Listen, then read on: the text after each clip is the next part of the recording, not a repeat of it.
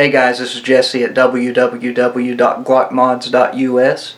What we're going to be doing today is one of the simpler yet most rewarding frame modifications you can do to your Glock handgun.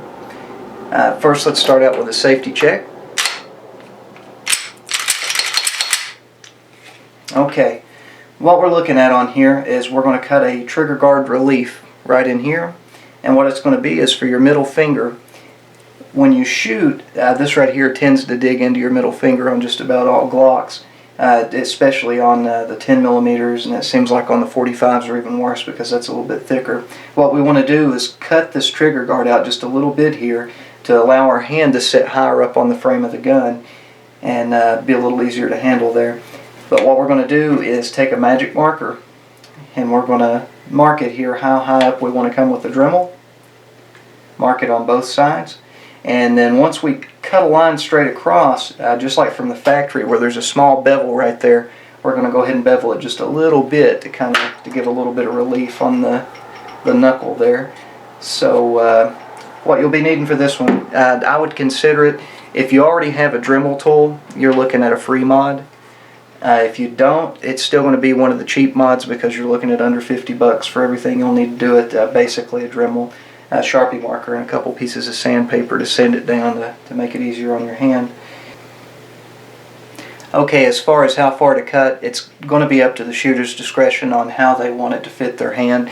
A lot of people's hands are bigger than others or smaller, so I've got smaller hands, so I'm not going to do a huge relief on this one. But again, you kind of want to fit that to your own hand. Just make sure it's comfortable for you. Let's see, we're going to start out usually on these right where this meets in the corner here, where your two lines come together. Usually want to start right at the bottom of that. And here where it starts to curve back in, right here. And what we want to do, kind of mark our relief out here.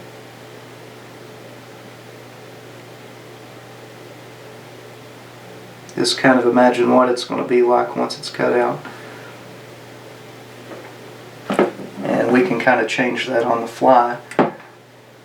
But we'll come straight across here.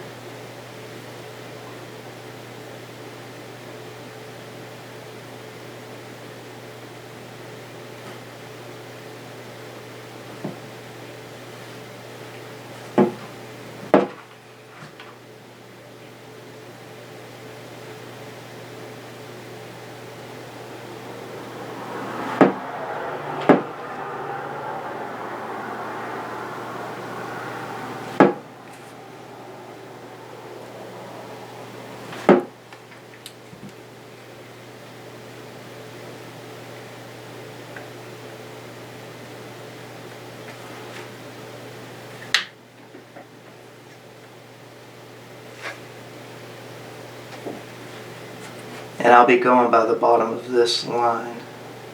Come up a little too high the first time. But basically that's what we'll be doing. And I'm just going to draw a little line that I don't want to go any farther into the frame than that right there. By the way guys, on this one I'm going to start out with the slightly rougher grip drum. Looks like maybe 80 grit sandpaper. And this one right here is just a tad finer. And I'm going to go ahead and fire up the Dremel. We'll get started.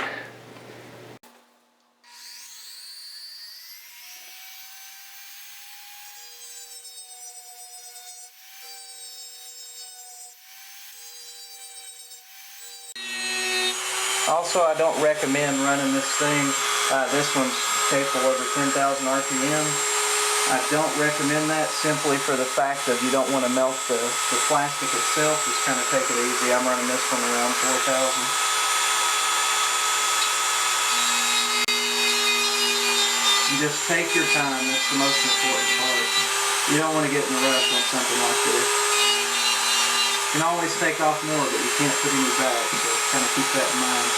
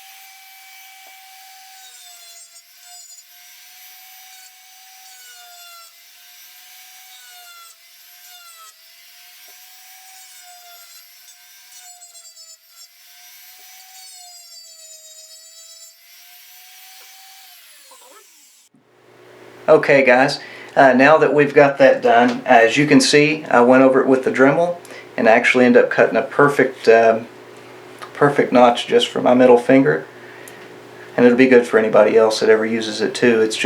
I literally cut it mainly for mine. Tried to make it as uniform as I could, just trying to do a really clean, symmetrical cut, and definitely achieve that. And what I'm getting ready to do right now is go over it with a piece of sandpaper here. It's about 600 grit emery cloth. I'm going to wrap it around one of these magic markers, and I'm just going to work it back and forth like this.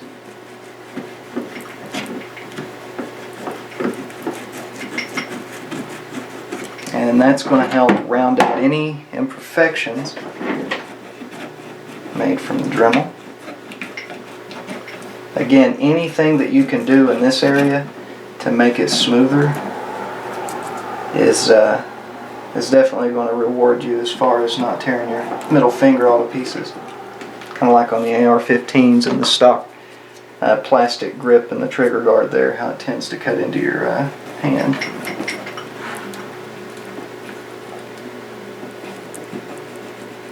And again, what you want to do is just keep working that back and forth until you get it pretty smooth.